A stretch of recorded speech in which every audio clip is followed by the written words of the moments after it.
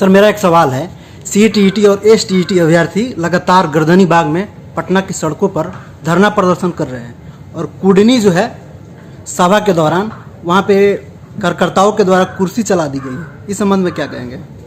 देखिए, मैंने कुछ दिन पहले किसी प्रेस के लोगों से बात करते हुए ये कहा था जी कि नीतीश कुमार जी को मैं चुनौती दे रहा हूं कि किसी भी पंचायत में बिहार में वो चुन ले कि ये पंचायत, और वहां बिना सरकारी अमले के, बिना सरकारी सुरक्षा के वो पैदल चल के दिखा हो ही नहीं सकता है। जनता में इतना आक्रोश है जी।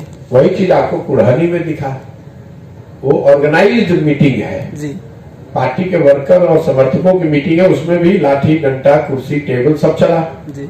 आप देखेंगे आने वाले दिनों में, मेरा आकलन लिख कर रखिए, नोट करके रखिए, रिकॉर्ड करके रखिए, नीतीश जी जितनी मीटिंग, पब्लिक मीटिंग करेंगे उसमें टीटी छात्रों का मामला है, कहीं दूसरे जगह सांख्यिकी वाले करेंगे, कहीं दूसरे जगह टीचर्स करेंगे, कहीं दूसरे जगह ग्रामीण करेंगे। कोई भी पब्लिक मीटिंग जो नीतीश कुमार करेंगे, जो मैं देख पा रहा हूं समाज में जितना गुस्सा सरकार के प्रति है, आपको इस तरह की घटनाएं दिखेंगी ही दिखेंगी।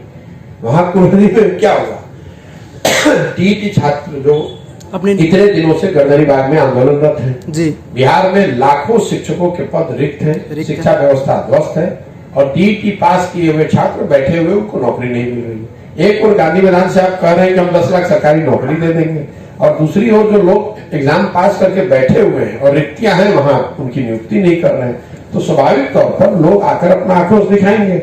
जब उन्होंने आक्रोश दिखाया तो मतलब ये तो निचले स्तर का काम है कि वहां पर वर्करों ने, मैं तो जानता नहीं किसने मारा, लेकिन वहां मारपीट हुई, मारपीट हुई।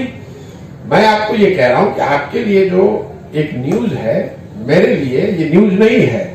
मैं आपको ये बता रहा हूं कि आज से 2 हफ्ते पहले मैंने कहा है कि नीतीश कुमार जी अब जहां भी पब्लिक मीटिंग करेंगे उनको इस तरह की अप्रिय घटनाओं के लिए तैयार रहना चाहिए, क्योंकि समाज में जो गुस्सा है, आप जब उससे मिलिएगा नहीं, बात नहीं कीजिएगा, उसका कोई रास्ता नहीं निकालिएगा, तो कहीं ना कहीं तो दिखेगा।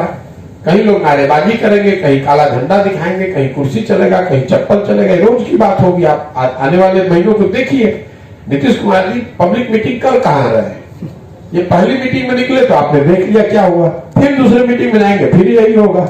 वो तो सरकारी कार्यक्रमों में जाते हैं और अपने बंगले में रहते हैं, तो जब जनता इतनी नाराज रहेगी आपके कार्यक्रम, आपके क्रियाकलापों से, तो ये तो होना ही है। सर अभ्यर्थियों का आरोप है कि शिक्षा मंत्री बोलते हैं कि बहुत जल्द ही हो जाएगी इन छात्रों की नियुक्ति, तो अभी तक आश्वासन पे आश्वासन मिल रहा है। मेरे भाई, यही तेजस्वी यादव हैं जी, जिन्होंने घूम घूम कर हर सभा में बिहार में कहा कि मैं पहली कैबिनेट मीटिंग करूंगा तो उससे पहला जो सिग्नेचर होगा उससे 10 लाख लोगों को नौकरी दे दी जाएगी। तो आपको और हमको पूछना चाहिए कि कलम टूट गया है या स्याही सूख गई है या कैबिनेट मीटिंग हो ही नहीं रही है। भाई आज 3 महीने से ज्यादा हो गए, रोज कैबिनेट मीटिंग हो रही है हर हफ्ते। तो शिक्षा मंत्री तेजस्वी यादव के ही है, चंद्रशेखर जी, माननीय चंद्रशेखर जी जो शिक्षा मंत्री हैं, वो तो तेजस्वी यादव के पार्टी के हैं। Tejashwi Yadav deputy chief minister हैं और नीतीश कुमार पूरी तरीके से उनके साथ हैं, वो नीतीश कुमार के साथ है। तो इन लोगों को कौन रोक रहा है नौकरी देने के लिए? अभी नीतीश कुमार जी ने उस वादे को फिर 15 अगस्त को गांधी मैदान में दोहराया, जिसमें उन्होंने कहा कि 10 लाख सरकारी नौकरी दे दी जाएगी। और अगर आपको चुनाव में तेजस्वी यादव के भाषणों को आप याद करेंगे तो तेजस्वी यादव ने ये उसमें कहा था, किसी ने पूछा कि 10 लाख नौकरी कहां से देंगे, तो कहा 4 लाख तो नियुक्ति, ऑलरेडी पद खाली पड़े हुए हैं, उसको खाली हमको नियुक्त करना है। तो भाई 4 लाख को नियुक्त कर दीजिए, तो टीईटी के बहुत लड़कों को फायदा हो जाएगा। ये तो देखिए, बिहार में या दूसरे जगह भी ये आदत पड़ गई है नेताओं की कि आकर वादे करना कि मैं आऊंगा तो ये कर दूंगा, वो कर दूंगा, और जीतने के बाद कुछ नहीं करना। आप मेरे से पूछ रहे हैं आप क्या करेंगे, मैं बार बार कह रहा हूं मैं कुछ नहीं करूंगा। मैं क्या कर सकता हूं? जब तक जनता नहीं करेगी मेरे करने से, मैं कोई ऐसी झूठी बात नहीं करना चाहता हूं जो मैं नहीं कर सकता। मैं ये कह रहा हूं कि इसको सुधारने का लोगों के साथ मिलकर योजना बना रहे हैं, जो जारी करेंगे ताकि आप देख सकें कि आपके पंचायत में, आपके घर में, शिक्षा में, स्वास्थ्य में क्या होगा। मैं ये नहीं कह रहा हूं झूठ मूठ का कि मैं आऊंगा तो सब शिक्षा व्यवस्था ठीक कर दूंगा, मैं आऊंगा तो 50 लाख लोगों को नौकरी दे दूंगा, मैं आऊंगा तो बिहार को नंबर 1 स्टेट बना दूंगा, जिसको कोई सेंस ही नहीं है।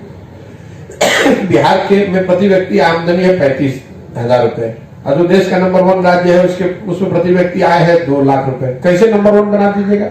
जिसको ना कख आता नहीं है अपना जबरदस्ती का बैठ के भाषण देता है, जनता वही सुनती है, आप लोग वही चलाते हैं पत्रकार। तो यही हालत है। सर एक और सवाल है, आप देखिए एज ए पत्रकार भी आपकी भी जिम्मेवारी है समाज में लोगों को शिक्षित करना, सही और गलत का परिप्रेक्ष्य देना। देखिए निर्णय जनता को करना है, जी जी, आप नहीं बता सकते कौन सही है कौन गलत है, लेकिन कम से कम उसको परिप्रेक्ष्य में तो रखिए। आप लोग रखते नहीं, किसी ने कुछ कहा, अब कोई पत्रकार ये सवाल नहीं कर रहा तेजस्वी यादव से कि आपने कहा था कि 10 लाख नौकरी दे देंगे, उसको नीतीश कुमार ने भी कह दिया कि हम दे देंगे, तो कोई पूछ रहा है सवाल।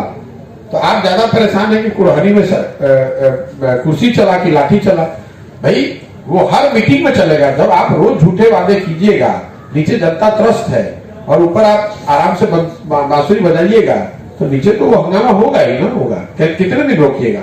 वहां पर समर्थकों और वो प्रदर्शनकारियों में झड़प हुआ, आगे ग्रामीणों और पुलिस में झड़प होगी।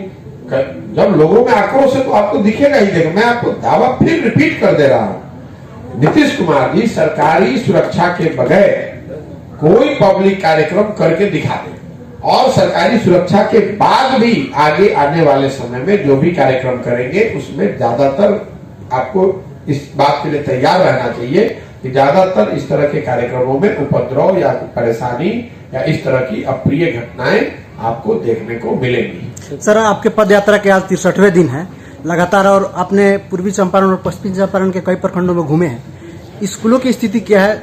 अब तो शुरू में ही आपको बताया लोग का स्थिति क्या है। लोग का स्थिति छुपा हुआ है। स्कूलों की स्थिति, स्कूलों की स्थिति, जो शिक्षा व्यवस्था पूरी तरीके से बिहार में ध्वस्त है, ये बात तो सबको मालूम है। जो सबसे बड़ी समस्या है वो है समायोजन की।